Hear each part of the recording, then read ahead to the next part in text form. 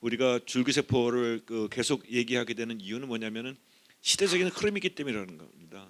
요즘 첨단 의료들 많이 개발되고 있지만 우리가 철학적인 관점에서 크게 보게 되면 인류가 질병으로도 해방되는 과정들이 여러 단계들이 있는데 어떤 무술적인 단계라든지 또는 어떤 보건학적인 접근들도 굉장히 큰 성과를 이루었지만 결국 현대의학에서는 망가진 장기가 다시 재생되게 만든다고 하는, 과거에 보면 상상도 할 수 없었던 그런 종류의 꿈을 인류가 가지기 시작한 거고, 그런 재생을 할 수 있도록 하게 만드는 것이 바로 이런 줄기세포 치료라고 하는 점에서 이것은 어떤 한순간의 이벤트성 그런 흐름이 아니고 하나의 커다란 의학적인 트렌드 안에서의 하나의 그 산물로 볼 필요가 있다라는 말씀을 드리고 싶습니다. 그러다 보니까 거기에다 플러스로 이런 줄기세포에 대한 국가적인 신산업 성장 동력을 창출하기 위한 여러 가지 동기들도 많이 부여가 되고, 또 글로벌하게 봤을 때 이것이 잠재적인 시장 가치도 굉장히 높다라는 것들이 발견이 되면서 각 정부에서 잘 아시는 것처럼 각 컨티넨탈 컴피티션, 각 대륙 간에 우리가 먼저, 우리가 더 많이 하는 식으로 북미주든 일본이든 각 나라별로 이렇게 앞다퉈서 줄기세포에 관한 투자를 더 적극적으로 실시를 하고 그 과정에서 세계적인 글로벌 이니셔티브를 지기 위해서 노력하고 있습니다. 그러면 줄기세포를 가지고 좀 더 구체적으로 과학적인 측면에서 말씀을 좀 더 드리면, 잘 아시는 것처럼 우리나라는 과거 15년 동안 굉장히 커다란 소용돌이를 알았습니다. 그것은 뭐냐면은 줄기세포의 종류가 두 종류가 있다는 사실. 하나는 우리 몸에서 우러나오는 성체 줄기세포가 있는가 하면, 하나는 우리가 흔히 아는 그 수정란에서부터 배아를 얻고 그 배아로부터 얻는 배아 줄기세포가 있기 때문에 이것이 이제 우리나라의 경우에는 특히 많은 그 생명윤리적인 컨트로버시가 있었던 게 사실이고, 그건 비단 우리나라뿐만이 아니고 유엔에서도 역시 또는 유럽에서도 똑같은 몸살을 앓는 그런 종류의 과정을 거쳐왔습니다. 결국 차이는 뭐냐면은 성체줄기세포는 비교적 윤리적으로 문제가 없는 반면에 이것은 몸의 각 부분에서 뽑아내다 보니까 어떤 한계가 있는 것 같아 보이고, 분화 능력의 면에서는 배아줄기세포가 267종으로 분화를 할 수 있는데 반해서 이것이 어떤 그 생명윤리라든가 안전성에 관계된 문제가 있다고 해서 문제가 됐던 것입니다. 그래서 윤리적 차원에서 비교적 친화성이 있는 성체줄기세포의 경우에는 우리 몸의 모든 부위에서 이렇게 각 장기별로 마치 우리가 백업 물질을 항상 백업을 자동차에서 스페어 타이어 놓는 것처럼 항상 준비되어 있는 것처럼 우리 몸이 어디가 고장나든 우리는 결코 어느 한순간도 어제와 똑같지 않다. 오늘도 나는 수없이 내 조직장기가 망가져가고 있고 또 그 망가진 부분을 나는 계속 리플레이스 하면서 재생하고 있다. 이것이 이제 성체줄기세포의 개념입니다. 그래서 그것을 가지고 우리가 조금 더 재생을 촉진시켜서 질병으로부터 좀 치유돼 보자라는 게 성체줄기세포고, 그렇게 해서 많은 임상시험이 일어났던 건 사실이고, 지금 보시는 것처럼 각 분야별로 모든 진료과별로 이런 종류의 아주 활발한 뇌척수 질환 또는 연골 질환 또는 혈액 질환 할 것 없이 모든 분야에서 이런 활발한 임상시험들이 지난 20년 동안 있어 왔습니다. 근데 반해서 이러한 그 배아줄기세포가 또 가지고 있는 장점도, 우리가 과학적인 장점, 결국 모든 종류의 세포로 분화할 수 있는 그 만분화능이라는 것도 결코 포기할 수가 없는 상황이고, 윤리적인 갈등도 분명히 있는 상황이기 때문에 그 사이에 인류는 또 하나의 기가 막힌 제3의 길을 찾아냈습니다. 그래서 뭐냐면 성체 세포에서 다 자란 우리들의 피부세포나 섬유세포에서 뽑아내지만 그 시간을 거꾸로 거슬러서 배아줄기세포와 똑같은 세포로 역분화시킬 수 있다. 그래서 이것이 바로 유도 역분화 줄기세포가 되겠습니다. 그래서 이런 유도 역분화 줄기세포는 이미 다 자란 우리들의 피부세포들을 유전자 4개 정도만 집어넣게 되면 우리가 태아 시절에나 볼 수 있었던 거의 엠브리오 단계까지 갈 수 있는 스템셀이 된다. 그래서 이제는 엠브리오 스템셀을 따로 남의 수정란을 쓰지 않고도, 남의 난자를 우리가 공여받아서 핵치원하지 않고도 자기 유래의 세포를 그대로 역분화시킬 수 있다고 하는 가능성을 제시했기 때문에 2014년도에 신야 야마나카라는 일본 교수가 굉장히 오랜 시간의 노력 끝에 이것을 개발했고, 그래서 일본은 결국 노벨상까지 수상하기에 이르렀습니다. 그럼 야마나카 교수가 발견한 것 같은 종류의 역분화 줄기세포는 그냥 내 세포를 떼기만 하면 됩니다. 손톱으로 살짝 긁어갖고 떼기만 하는 정도의 체세포만 가지고서도 유전자를 4개만 집어넣게 되면 내 몸하고 유전자가 완벽하게 일치하는 그런 역분화 줄기세포가 나오기 때문에 그런 종류의 면역 거반의 문제로부터 완전히 해방되면서 동시에 윤리적인 문제도 깨끗하게 해결이 되는 하나의 제3의 길을 열었다는 게 하나의 시대적인 하나의 임팩트라고 말씀드릴 수 있겠습니다. 그러다 보니까 iPS, 소위 말하는 유독분해 주세포가 이게 이제 앞으로 인류가 가져야 될 최종 얼티메이트한 고울이냐, 이것이 결국 파이널 프로덕트이냐라고 하는 것에 대해서도 여러 가지 이슈는 있습니다만은 과학적으로는 아직도 이런 유독분해 주세포도 일본이 약 100조 이상에 해당하는 돈을 지난 10여 년 동안 들여가면서 만들어 왔지만 아직도 이 iPS라는 것들이 종양 발생의 문제를, 왜냐하면 배아주세포의 경우에는 미분화 상태이기 때문에 종양이 발생할 수가 있습니다. 소위 기형종이라고 하는 종양이 만들어지는 그 문제를 하나 해결해야 되고, 그 다음에 유전자를 여기저기 집어넣다 보니까 유전자가 언스테이블해집니다. 유전자가 여기저기 끼어들어가다 보니까.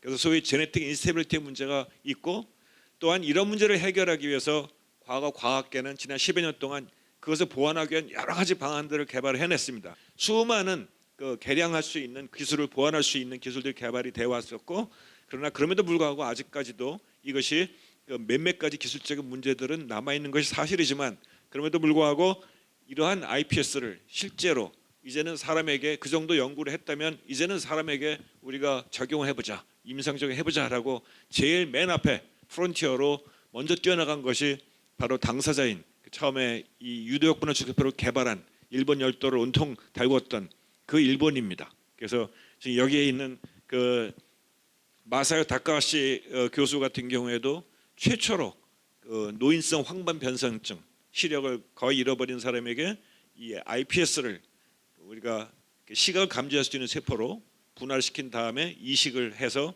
이미 4년 내지 5년 동안 지금 현재 관찰 중이고, 또 최근에는 아주 빠른 속도로 일본에서 이러한 여러 가지 병들, 파킨슨스 병에 대해서, 또 혈소판 감소증에 대해서 혈소판을 만들어서, 척수 손상에 대해서, 각막 질환에 대해서, 또 심장병에 대해서 거의 작년 금년에 걸쳐서 홍수처럼 쏟아지는 임상 승인 허가를 내주고 있습니다. 다시 말해서 적어도 iPS에 관한 한 이것을 사람에게 적용해서 하나의 새로운 치료법을 여는 데 있어서는 우리가 iPS에 관한 한 일본이 절대 뒤질 수 없겠다라고 하는 것이 일본의 아주 단호한 그런 입장인 게 사실인 것 같습니다. 그래서 이러한 상황에서 iPS가 개발이 되고 있는 것이 하나의 또 추세고, 그 다음에 또 과학적으로 최근에 우리나라뿐만 아니라 외국에서 많이 개발하고 있는 것들은 그렇게 역분화 주세포를 만들었다가 그 다음에 뭐 심장세포로, 그 다음에 혈액세포로 그렇게 이중으로 왔다 갔다 할 거 뭐이냐, 어차피 유전자 조작하면은 그렇게 세포가 변하는 것이 사실이라면 그냥 원스톱으로 가자,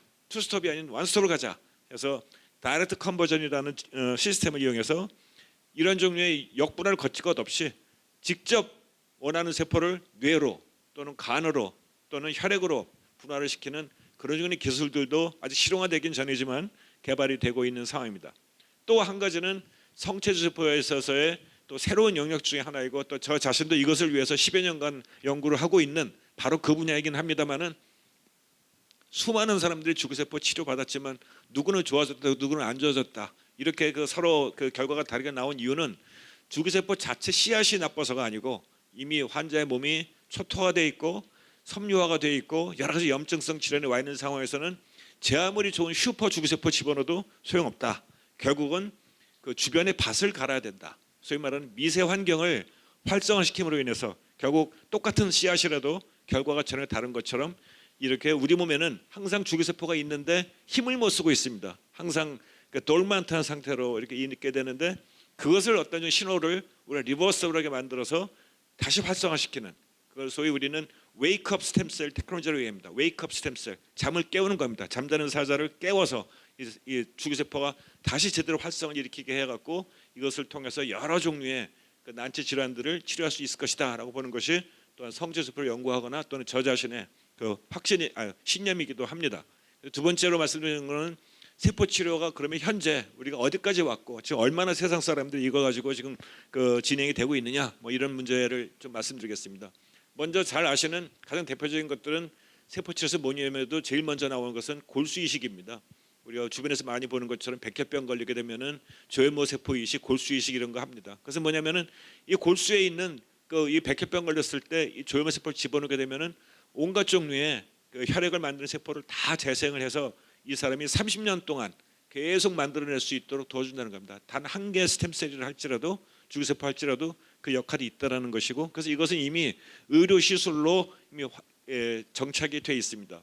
또 하나는 중간엽 주기세포라고 하는 것입니다. 그래서 소위 바닥에 자란다 해서 또 그 뼈를 만든다 또는 뭐 연골을 만든다 중간엽 주기세포라고 하는데, 이것이 세계적으로는 지금 가장 많이 상업화 라인에서 개발되고 있고, 소위 여러분들이 신문 광고 같은 데서 보고 있고 또 기업에서 그 세포 치료제 개발한다고 했을 때 들으시게 되는 모든 세포들의 95% 정도는 이거라고 생각하시면 됩니다. 근데 이 세포가 하는 가장 그 중요한 기능은 뭐냐면은 여러 가지 우리 상처 재생에 필요한 성장 인자를 내고 또 혈관을 만들어주고 그런 종류의 분비물을 내줌으로 인해서 상처를 재생하기 위한 그 미세 환경을 만들어준다. 그래서 재생을 촉진해주는 그런 역할을 하는 게 소위 기질세포다, 소위 스트로마 셀이다, 이런 표현을 쓰게 됩니다. 지금 약 340건 정도 이상의 임상 시험이 실제 이루어졌습니다. 근데 문제는 이제 그렇게 임상 시험이 이루어졌는데 그러면 그 결과는 어떻게 됐는데, 그래서 환자는 어떻게 됐는데, 여기에 대한 퀘션이 이제 우리에게 나온 더 중요한 이슈로 다가가다 보니까 각 사람들이 연구한 것들을 그 기관별로, 그래서 이 기관에서 어떻게 나왔고 어떻게 나왔고, 그래서 통합적으로 뒤에서 분석하는 소위 메타 분석이라는 게 있습니다.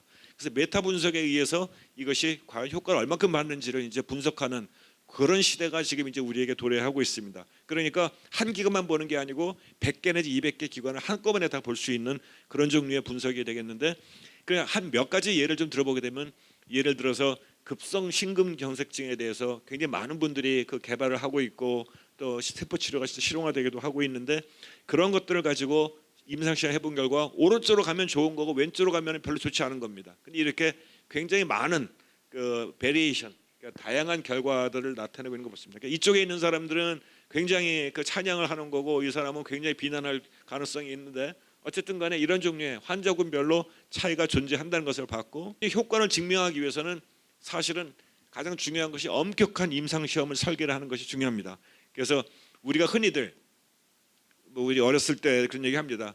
병원에 온 환자들한테 어떤 사람한테는 밀가루만 줘도 좋아지는 사람이 있고 어떤 약을 줘도 안 좋아지는 그런 것들이 뭐냐면, 자기 밀가루 약을 먹는지는 모르는데 이 약 굉장히 좋은 거니까 당신 걱정 마세요라고 하게 되면은 이미 그런 종류의 기대 효과, 우리가 플라세보 이펙트라고 하는 것만으로도 10 내지 20%가량의 기능 개선을 보는 것을 우리가 볼 수 있기 때문에, 그래서 그런 종류의 위약 효과를, 플라세보 이펙트를 완전히 제거하고 난 다음에 우리가 효과가 있는지 없는지를 판명해야 되는데, 불행히도 아직까지 우리의 과학은 철저하게 이것을 토탈 블라인드로 정말 눈 딱 가리고 환자조차도 의사조차도 내가 뭘 넣는지 모르게 그렇게 블라인드로 하는 시험들이 숫자가 그렇게 많지가 않은 것 때문에 지금 효과가 있다고 나온 약들도 얼마큼이나 실제로 효과가 있는지 블라인드로 한다 그러면은 얼마큼이나 이게 유지될지 그것에 대해서는 아직도 좀 검토해야 될 부분이 많이 있는 상황입니다. 그래서 여기 있는 이런 종류의 상황 때문에 임상 설계를 정확하게 해서 에피커시를 증명해야 되는 것이고, 또 바로 그런 과정을